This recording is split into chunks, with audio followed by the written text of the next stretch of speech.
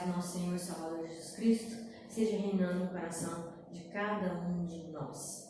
Amém? Hoje nós vamos dar continuidade à nossa mensagem no domingo, em nome de Jesus.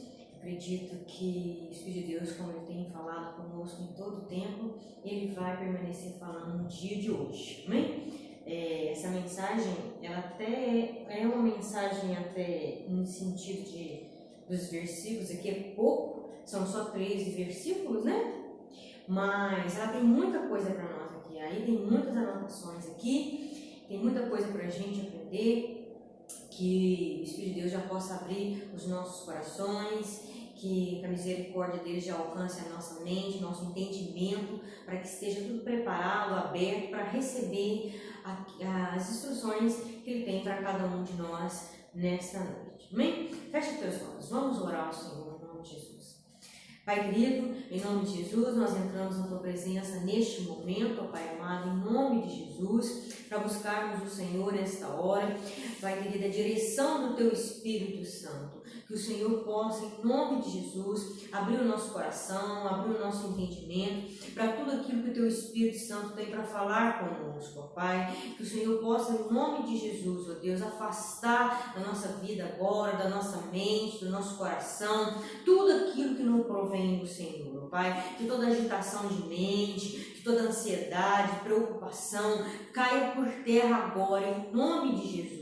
Mas que o Senhor possa, Senhor amado, tomar posse agora da nossa mente, do nosso coração, do nosso entendimento, nossa alma, nosso espírito, seja todo voltado para o Senhor nesta hora, Deus querido. É o que nós te buscamos neste momento. Queremos, estamos aqui desejosos pela Tua palavra, estamos sedentos, ó Pai amado, para conhecer mais de Ti, Senhor. Que o Teu Espírito Santo nos leve mais alto e mais profundo através das Tuas Escrituras nesta noite, ó Pai. Que o Senhor possa estar visitando o lar dos Teus filhos, das Tuas filhas nesta hora, trazendo paz, refrigério ao coração de cada um neste momento, Senhor. Que o lar deles receba a presença do Senhor nesta hora, Pai amado, em nome de Jesus, ó Deus. Que o Senhor traga saúde, Pai amado, que o Senhor possa trazer prosperidade em nome de Jesus, que o Senhor possa trazer salvação, libertação nesses lares, ó Pai amado, os nossos familiares. Colocamos os nossos familiares nos cuidados do Senhor nesta hora, Pai. Assim nós te louvamos e te agradecemos no nome de Jesus. Amém. Há uma palavra do Senhor no livro de Êxodo, capítulo 7, onde nós paramos semana passada, e nós vamos dar continuidade hoje. Êxodo 7, do 8 até o 13. O Senhor disse a Moisés e a Arão: o faraó exigirá, mostre-me um milagre. Quando ele o fizer, diga a Arão: tome sua vara e jogue-a no chão, na frente do faraó, e ela se transformará numa serpente. Então Moisés e Arão foram ver Faraó e fizeram conforme o Senhor havia ordenado. Arão jogou a vara no chão diante do Faraó e dos seus oficiais, e ela se transformou numa serpente. O Faraó mandou chamar seus sábios e feiticeiros, e por meio de suas artes mágicas, esses magos egípcios fizeram a mesma coisa. Jogaram suas varas no chão e elas também se transformaram em serpente. Mas a vara de Arão engoliu as varas dos magos. O coração do faraó, porém, permaneceu endurecido. Ele continuou se recusando a ouvir exatamente como o Senhor tinha dito. Só até aqui, os versículos são só esses aqui. Mas como eu falei no início, tem muita lição para nós aqui. Então, aqui agora, semana passada nós aprendemos que os dois, Moisés ficou um pouco desanimado, Arão também, todo o povo, porque Faraó atormentou e dificultou o trabalho dos hebreus ali. Então, o Senhor ordena Moisés e Arão para que eles voltem lá, que o Senhor estaria entrando na peleja agora, o Senhor iria estar confrontando Faraó neste momento. Então, a partir daquele momento, o Senhor estaria entrando nessa luta contra Faraó. Então, aqui o que está acontecendo aqui? O Senhor ordena Moisés e Arão para eles retornarem, eles então obedecem. ao Senhor. Eles vão retornar no palácio de Faraó para falar novamente com Faraó a ordem do Senhor. Mas o Senhor já antecipou para os dois irmãos aqui, o Senhor já antecipou para os dois irmãos o que eles iriam ouvir de Faraó, que Faraó iria exigir um milagre, um sinal, e o Senhor já antecipou para os dois também como eles iriam ter que agir diante dessa exigência de Faraó.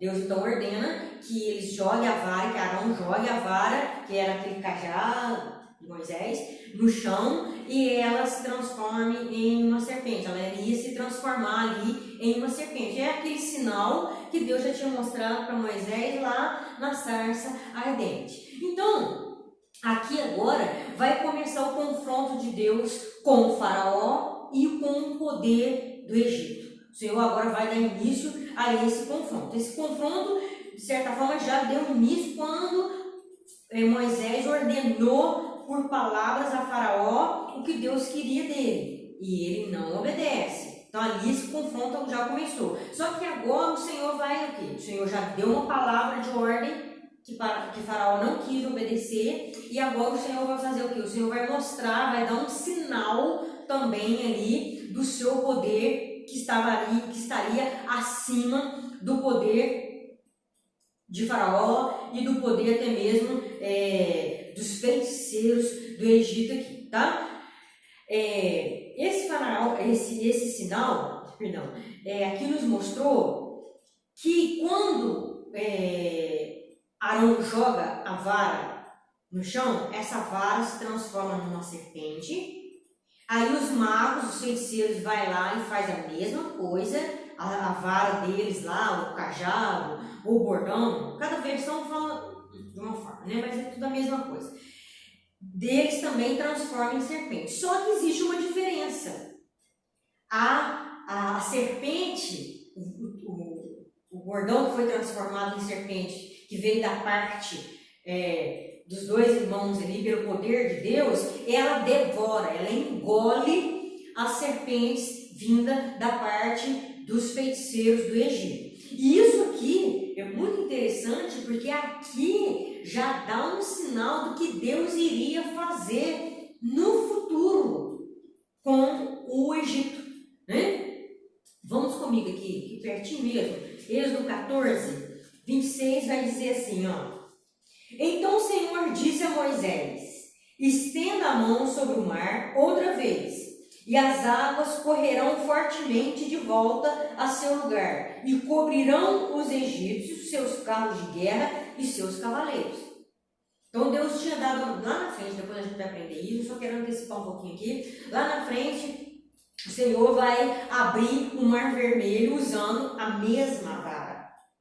E depois ele vai ordenar a Moisés, toca de novo e as águas vão voltar e vai o quê? Cobrir. Aqui primeiro diz, cobrir todo o exército militar dos egípcios. E agora aqui no capítulo 15 e o versículo 12, depois da vitória, que eles atravessam o mar, que eles vão louvar a Deus lá do outro lado, Moisés faz um canto, né? Um cântico aqui de libertação, e no versículo 12, Êxodo 15, 12, Moisés fala assim: estendeste tua mão direita e a terra engoliu os nossos inimigos. Então, esse sinal do confronto, Deus dá uma ordem para o confronto, Faraó não obedece. Então agora Deus dá um sinal também desse confronto. O que? Fazendo que a serpente engolisse as outras serpentes dos feiticeiros. Para já demonstrar de início, de cara para Faraó, da mesma forma que essa serpente está devorando, está engolindo o poder dos feiticeiros no Egito, o meu poder vai engolir todo o seu exército militar no Mar Vermelho. Interessante? Como aqui o Senhor já está demonstrando, dando um sinal do que iria acontecer lá na frente. Aquele mesmo cajado que Deus fez transformar numa serpente mais poderosa do que as serpentes do Egito, esse mesmo cajado, Deus vai fazer com que Moisés toque o mar e o mar venha se abrir, toque o mar novamente novamente e o mar venha se recolher as águas e matar todo o exército de Faraó. Então, esse confronto, ele dá início com uma ordem, mas Faraó não obedece, um sinal do que iria acontecer mais adiante. E depois caminha para as 10 pragas. Então esse confronto começa, depois vai caminhando para as 10 pragas, onde nós vamos aprender todas elas lá também, e vai terminar o Senhor exterminando o exército de Faraó. Então, Deus aqui vai começar a desafiar o Egito e vai começar a desafiar os deuses que existem ali no Egito, demonstrando de forma visível que Ele é um único Deus, que os deuses do Egito não é nada, que os feitiços no Egito, as magias do Egito, não é nada diante do poder do Senhor. Então, visivelmente, o Senhor vai fazer essa demonstração. E começa com o quê? Qual é o primeiro Deus que o Senhor começa a confrontar no Egito? A serpente. Ele usa da figura, da serpente ali para começar a demonstrar o poder dele sobre o poder do Egito, o poder da feitiçaria dos magos lá no Egito. O primeiro que Deus se levanta então aqui é a serpente. A serpente, nós já aprendemos um pouquinho isso anteriormente, só vou dar uma repassada rapidinho. A serpente, ela era temida porque ela o Egito tinha a serpente como uma divindade, uma das divindades, várias, no qual o Egito tinha, ela era símbolo de poder, até mesmo a coroa de Faraó tinha uma serpente lá e ela era símbolo de poder. E ela era também a padroeira do Egito, vamos colocar assim, era protetora também do Egito diante de outros deuses também, mas aqui ela estava no topo, vamos colocar assim, porque havia também uma questão de Deus lá, nós vamos aprender agora mesmo, às vezes em certos impérios, quando certos faraós levantavam, um morria, levantava outro, e ali havia meio que uma mudança de deuses para eles lá. Então nesse período aqui, a serpente estava reinando aqui, estava vou colocar assim, no topo nessa época aqui. Eu vou mostrar para vocês buscarem na internet, fazer uma procura na internet, e vocês vão ver vários estudos a respeito dos deuses no Egito. Eram muitos mesmo. Por isso que Deus vai confrontar e vai pegar pesado lá no Egito. Eu separei alguns aqui para vocês terem a noção do que era o Egito antigo, do que era essas divindades no Egito, por que Deus está descendo com mão pesada ali no Egito, para demonstrar que Ele é somente o único Deus digno de toda adoração. Existia um Deus chamado Ra. Ele era responsável pela criação do mundo. Para os egípcios, ele tinha criado o mundo. Ele era representado pelo sol. E ele se enxergava, o faraó, seja ele qual for, o faraó era a encarnação de Ra. Ou seja, o faraó era o Deus Ra encarnado na terra. O faraó era uma divindade. Também no Egito. Então, quando Moisés e Arão chegam diante de faraó, eles também estavam chegando diante de uma divindade no Egito. Por isso Deus está pesando a mão nele e vai mostrar para ele quem é Deus. Havia um outro chamado Sete.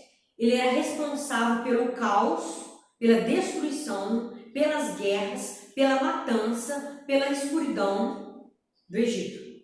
Então, mais ou menos, muita coisa ruim representava esse Deus Sete aqui. E ele era representado com um corpo de homem e uma cabeça de um porco, uma espécie de porco nativo daquela região lá, tá? Então ele tinha um rosto comprido, um focinho comprido assim, e ele era também um deus reverenciado lá no Egito. Ísis era uma deusa, uma mulher muito bonita, tida como uma mulher piedosa e protetora. Na mitologia, na visão egípcia lá, no entendimento, na crença egípcia, o Nilo veio a partir das lágrimas de Ísis, quando ela perde o marido dela, que era um deus, derrotado por um outro deus. Tá vendo aí a questão que eu falei? Cada faraó que levantava era um deus que eles adoravam. Então, ela era casada com um deus que foi morto por um outro deus, e aí, quando ela estava de luto, porque ela tinha perdido seu marido, ela chora, e quando ela chora, cria então o Nilo. Então, ela era uma mulher, ela não era colocada, apresentada como nenhum animal, nada, era uma mulher muito bonita, e ela era uma deusa no Egito, protetora e piedosa. Osíris é um deus também lá, juiz no mundo dos mortos. Ele recolhia os mortos, ele recolhia a alma e iria julgar a alma. Ele tratava no além, ele tratava depois da morte da pessoa lá, caía na mão desse deus lá. Horus era o protetor de Faraó e da família dele. Ele era visto como a cabeça do falcão, aquela ave, né? Ele era adorado lá, né? E a imagem dele era essa. Hathor era uma guardiã, era uma deusa guardiã das mulheres, das grávidas e das amantes. Ela era considerada gentil, uma deusa, vamos colocar assim, gentil, né? Como Sete lá era um deus furioso, e ela não, ela era considerada uma deusa gentil, muito ligado, a adoração a ela estava muito ligado à música, a danças, a sensualidade, era a adoração feita a ela ali, né? E atribuíram ela à vaca. A vaca é um animal sagrado no Egito. Então a imagem dessa mulher, dessa deusa, era em corpo de mulher, ou então totalmente na vaca lá, ou então em corpo de mulher, com a cara, com o rosto de vaca, ou também com o rosto de mulher e as orelhas de vaca, tá? Tinha uma outra lá chamada Bastet, era a deusa da sexualidade e da fertilidade. Ela protegia as mulheres na hora do parto, forma de uma gata, tá? Um felino, uma gata. E olha para você ver que interessante, o gato no Egito, ele era considerado como um animal de sorte.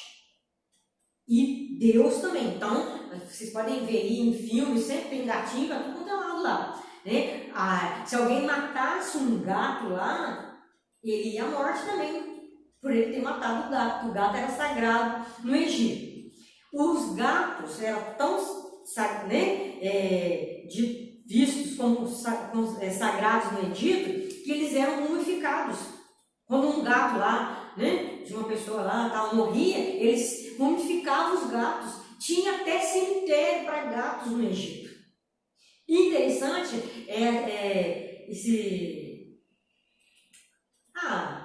essa crença, esse dito que as pessoas têm, né, que gato tem 7 vidas, é por aqui.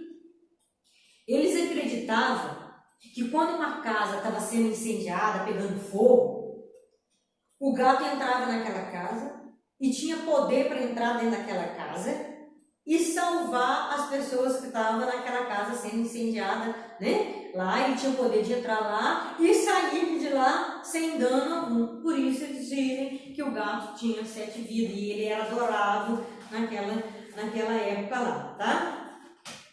Então, mais um deus aí. Agora tinha uma também chamada Setnit. Ela tinha uma cabeça de leoa.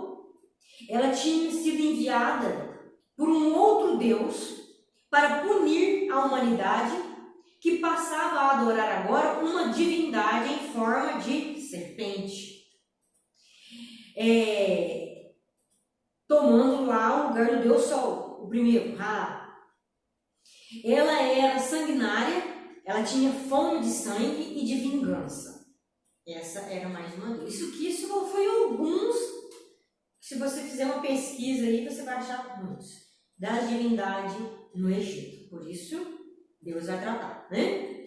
Então, esses feiticeiros que Faraó chama, na hora que ele pede um sinal para Moisés e Arão, eles dão a ele um sinal que ele pede lá, ele vai e chama então os seus feiticeiros, seus magos, seus sábios, e eles vêm e fazem a mesma coisa. Eles vão transformar varas, cajados em serpentes.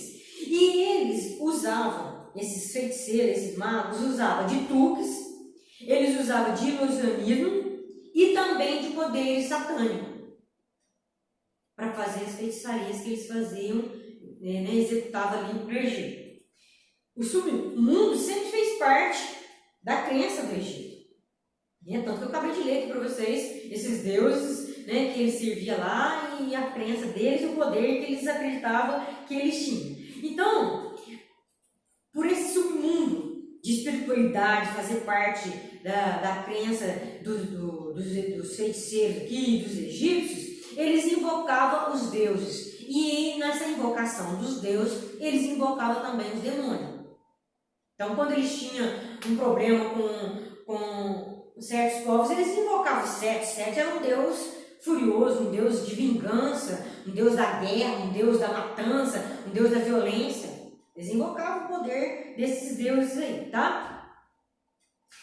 Deus permite? Permite. Esses feiticeiros usavam de truques, de ilusionismo e até de poderes satânicos invocados com a permissão de Deus. Deus permitia que eles agissem dessa forma. Deus permitia que Satanás agisse, ali no meio dos egípcios. Então Deus dava permissão e Deus dava limites. É sempre assim. Deus permite Satanás fazer e dá ele o limite. Até aqui você pode chegar. Satanás não está fazendo o que ele quer, dar na cabeça dele por aí, não. Ele é um servo do Senhor. Então, o Senhor tem poder sobre ele. Lutero dizia isso, que Satanás é, vamos colocar assim, um pitbull na coleira do Senhor. O Senhor segura ele, solta e puxa ele quando quer. É um cachorro violento, mas está controlado na coleira, segura pelas mãos do Todo-Poderoso. Então, até aqui no Egito, esses feiticeiros invocavam lá, Deus permitia e dando sempre limites ali. Vamos para Mateus, capítulo 24. Nós vamos começar uma sequência de instruções aqui com essas lições do Egito para nós, tá? Mateus 24.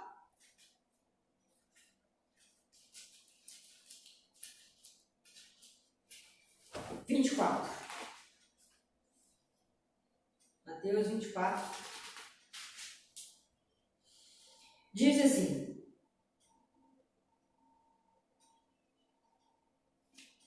pois falsos cristos e falsos profetas surgirão e realizarão grandes sinais e maravilhas, a fim de enganar, se possível, não é possível, mas se possível, até os escolhidos.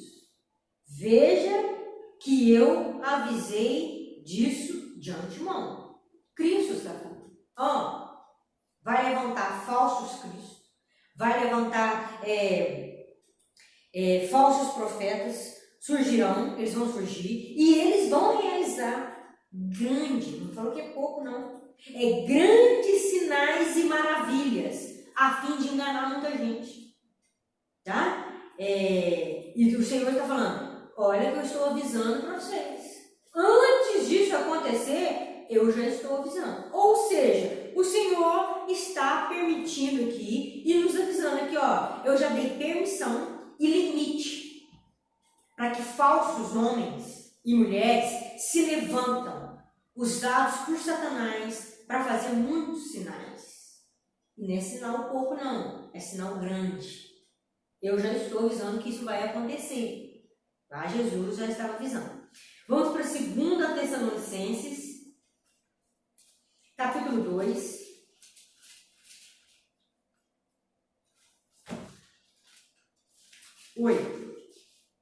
Em diante. 2 Tessalonicenses, capítulo 2, 8 em diante.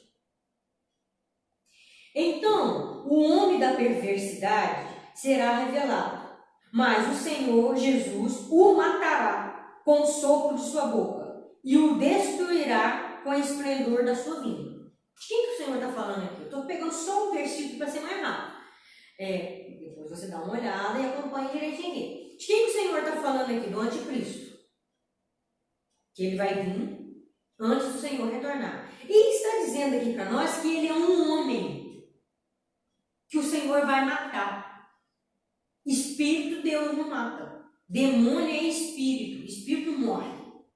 Mas aqui está falando que o Senhor vai matar. Então, se vai matar, é porque o anticristo vai ser um homem, um ser humano, usado por um demônio, usado por Satanás para fazer grandes sinais.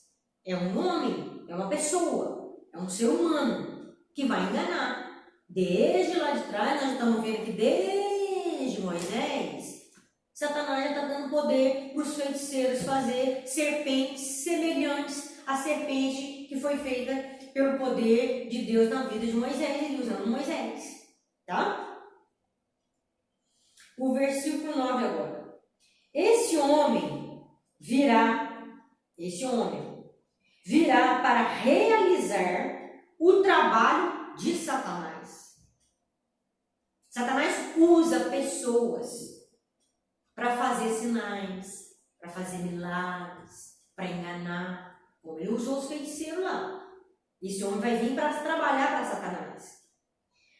Com poder, sinais. Faraó pediu um sinal? Então. Poder, sinais e falsas maravilhas. E com todo tipo de mentira perversa, para enganar os que estão caminhando para a destruição. Porque os filhos de Deus não vão ser enganados. Aqueles que conhecem a verdade, andam na verdade, crê na verdade, guarda a verdade, se possível fosse eles serem enganados, mas eles não vão ser. Agora, esses que não creem na verdade, não andam na verdade, não guardam a verdade, esses já estão a caminho para a destruição. Então, essa turma que já está a caminho para a destruição, vai tudo acreditar nessas mentiras, nesses sinais. Por isso que o Egito acreditava nos sinais dos feiticeiros. Porque eles não caminhavam na verdade. Eles não tinham a verdade. Eles já caminhavam para a destruição, então eles acreditavam naquelas feitiçarias do Egito. E dava aos deuses lá o poder de divindade. Aí ele continua. Pois se recusam a amar e aceitar a verdade, que os salvaria. Está recusando a amar, está recusando a aceitar a verdade, que é Cristo, que é a palavra de Deus. Só a verdade, só Cristo pode salvar pessoas. Então, se as pessoas não creem em Cristo, não creem na palavra, elas caminham para a destruição e no meio desse caminho elas vão se deparar com o anticristo, com tanta mentira, com tanta falsidade, com tanto engano, mas elas vão acreditar. Portanto, Deus fará que sejam enganados e eles crerão nessas mentiras. Então serão condenados por ter prazer no mal em vez de crer na verdade. Então Cristo, o Senhor, vai entregar essas pessoas a cada vez mais a acreditar nessas mentiras, porque na realidade elas gostam da mentira. Elas não gostam de ouvir a verdade. Elas gostam de ouvir mentiras. Elas gostam de ouvir aquilo que agrada o coração delas. Elas não gostam de ser confrontadas com a verdade. Então, o confronto com a verdade, elas não querem ouvir, elas rejeitam ouvir. Então, elas vão estar muito sensíveis, né? Elas vão estar bem sensíveis às mentiras que Satanás vai trazer para elas, tá? E fala, né, que Satanás aqui vai agir com todo o tipo de mentiras. Porque ele se recusa toda a verdade, então eles vão ser enganados com todo o tipo de mentira aqui. Apocalipse 13. Vamos lá, Apocalipse 13.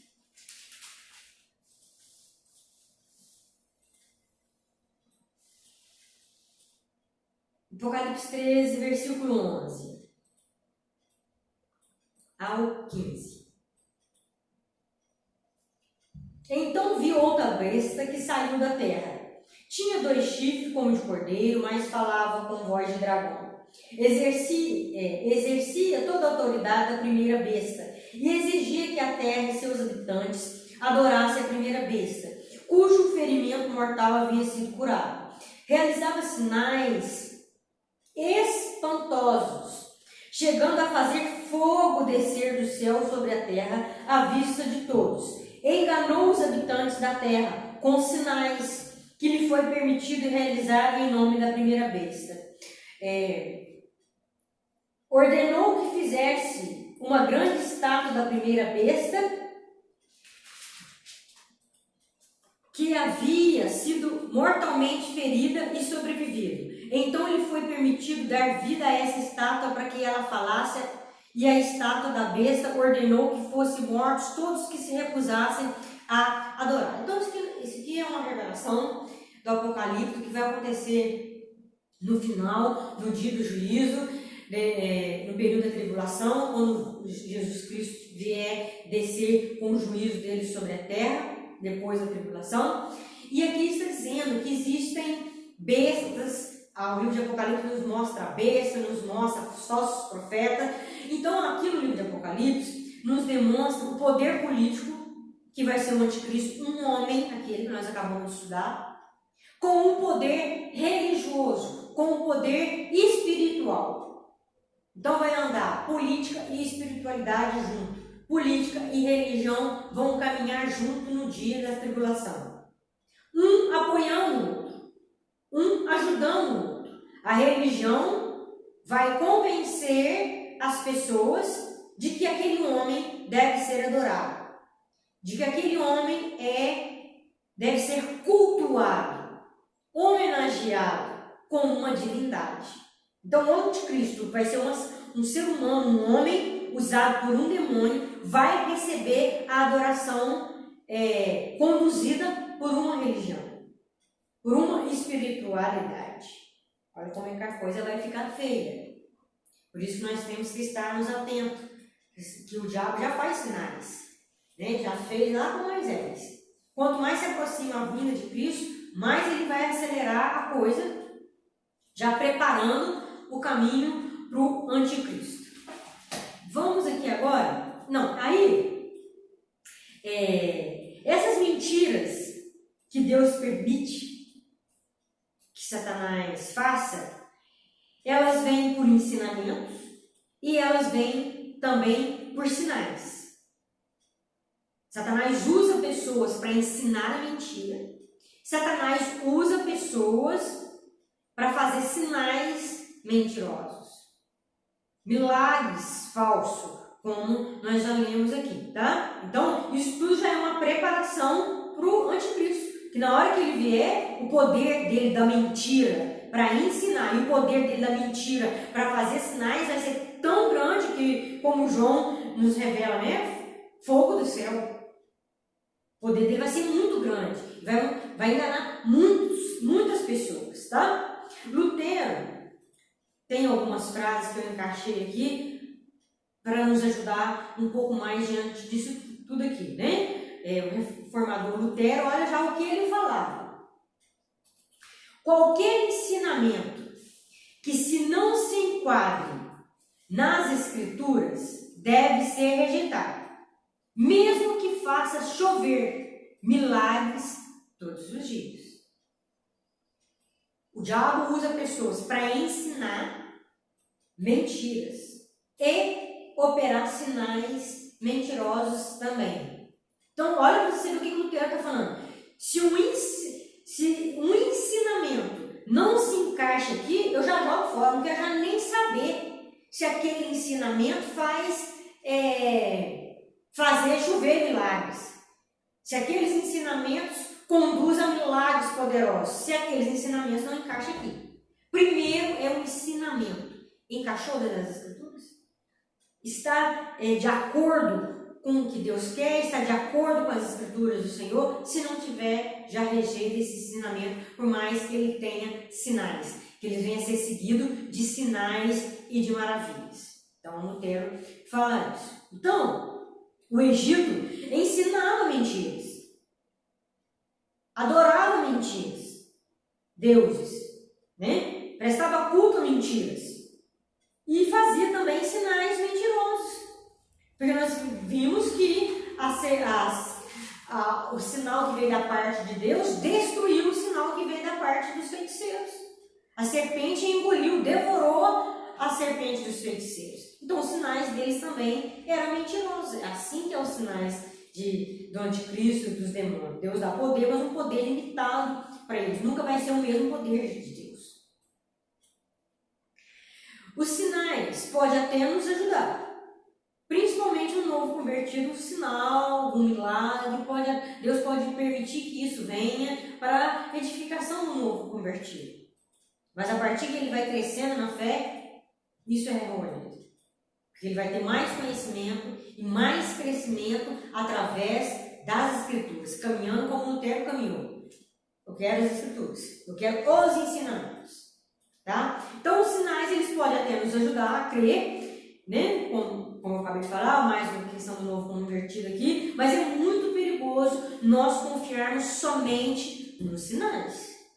É muito perigoso isso. Pessoas que querem buscar a Deus só através de sinais, de milagres, de poder.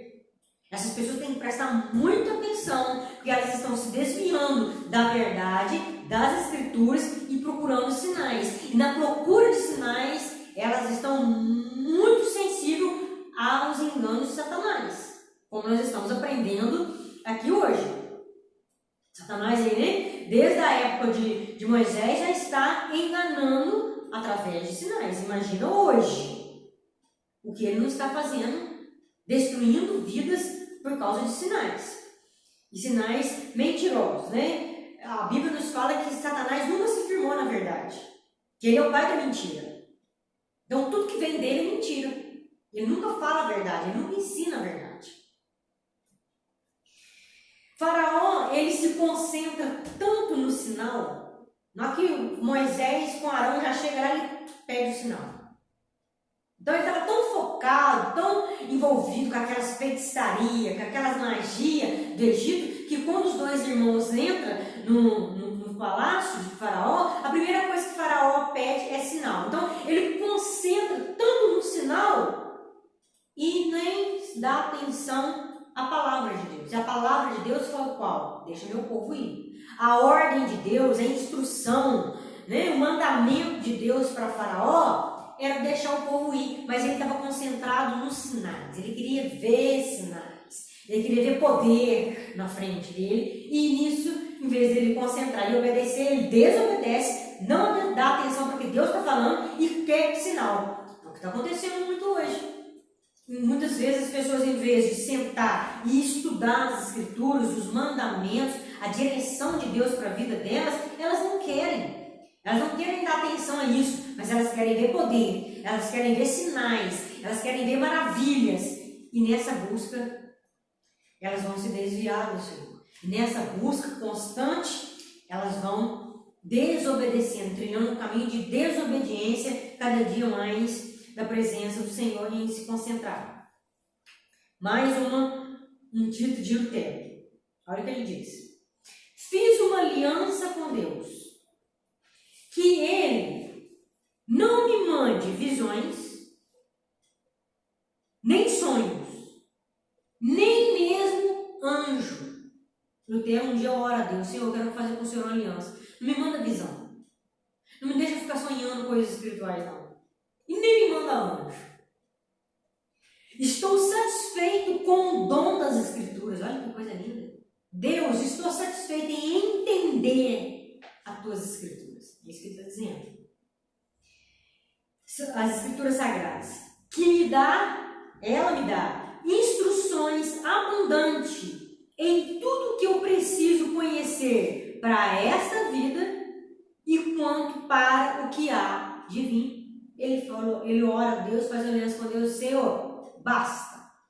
As Escrituras para mim basta. Não preciso de ver anjo, não preciso de ver ter visões, não preciso de ter sonhos espirituais. Estudar, entender, conhecer, praticar, ver as promessas se cumprindo é o suficiente para mim. Não quero mais nada. Isso para mim já é o suficiente. Isso para mim já é abundância. Isso para mim já transborda. Não preciso de mais nada. Então a gente vê que Lutero aqui, ele de certa forma já temia ser enganado por algum tempo na vida dele, por anjos, por revelações, por visões, por sinais. Ele sabia que Satanás entra fácil nisso. Ele sabe que Satanás é fácil dele enganar as pessoas usando essas mentiras, essas falsidades. Então ele não queria nem pensar em tropeçar nesse tipo de engano. Então ele fala, Senhor, eu vou focar somente aqui e para mim isso é o suficiente. Os feiticeiros, eles queriam se exaltar e sobrepor os deuses do Egito sobre o único Deus dos hebreus. O que eles fazem? Eles vão lá e multiplicam várias varas em serpente. Transforma várias varas em serpente. Eles chamam a nós feiticeiros, vem mais, né? A Bíblia não fala quantos, mas vem mais de um. Fala varas, fala feiticeiros, magos. Vamos que fosse 5. Vamos imaginar 5. Então chega 5 magos feiticeiros lá diante dele. E Moisés com Arão. Moisés com Arão pega um cajado e transforma numa serpente. Os outros pegam 5 varas, 5 cajados e transformam em 5 serpentes para mostrar. Tá vendo aqui, ó? Os nossos deuses é mais poderoso. Os nossos feitiços é melhor. Porque aqui nós estamos transformando um monte. Vocês transformou um só. Nós transformamos com um monte de vara, um monte de cajado aí em serpente. Então, eles queriam que sobrepor, né? Os nossos deuses é mais poderoso e é mais, também no sentido de muitos, do que os hebreus. Os hebreus é um só, transformou uma vara só numa serpente. Então, eles agem aqui com orgulho, eles agem aqui com vanglória. Então, eles ficam cegos. O orgulho e a vanglória cegou eles e eles não entenderam o que eles estavam fazendo. Eles estavam piorando a coisa. Pensa comigo aqui. Compondo.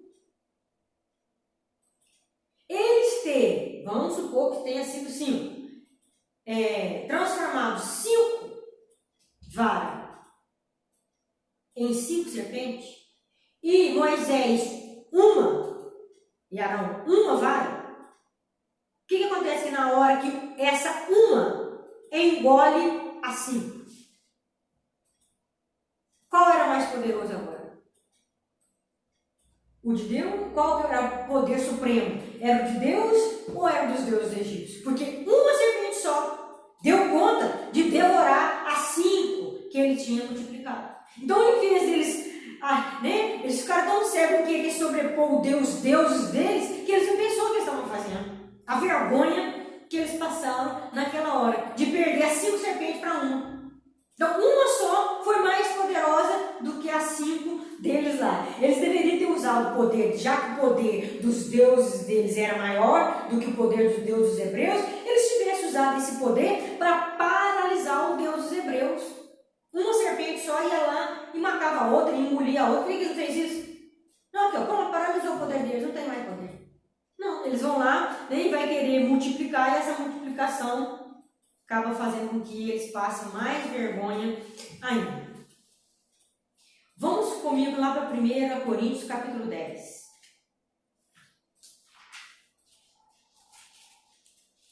Primeira Coríntios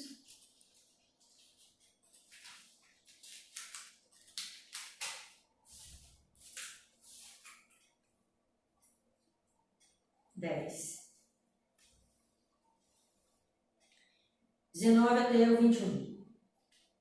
Então, o que estou tentando dizer? O apóstolo Paulo escrevendo para a igreja de Corinto. Que a comida oferecida a ídolos tem alguma importância? Ou que os ídolos são deuses de verdade? De maneira nenhuma. Estou dizendo que esses sacrifícios são oferecidos a demônios e não a Deus.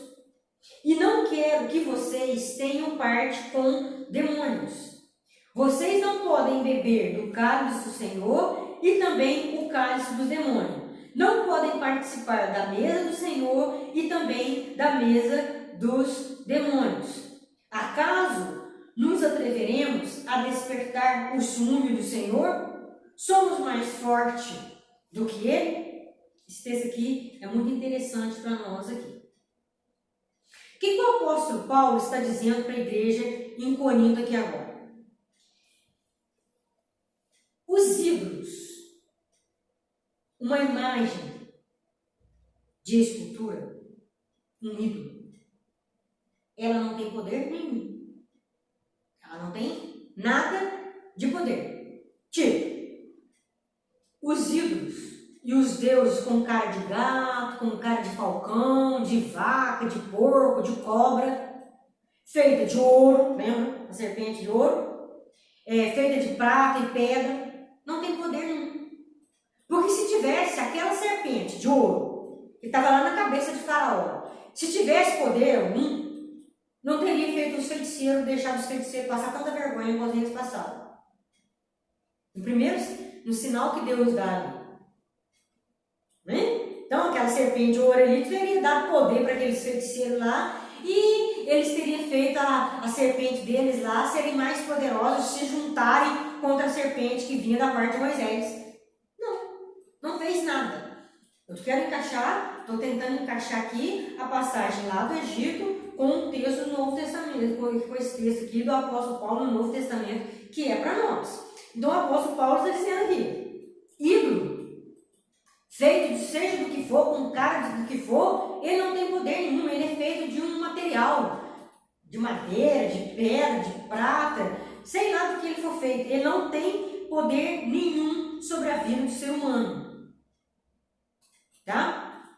Agora, aí o apóstolo Paulo vai virar e fala assim, agora, celebrações, homenagem e adoração e devoção feita a ídolos, isso sim é de peso. Tem que então estar tomando cuidado aqui. E nós vamos com calma aqui para me explicar para vocês qual que é o cuidado que nós devemos tomar aqui nesse sentido de que o ídolo é nada, mas a adoração é alguma coisa. Então tá, esse ídolo aqui, ó, é nada, mas adorar a ele é alguma coisa. Prestar homenagem a ele é alguma coisa. 1 Coríntios 10, 21 agora. Olha você vê que fala no 21.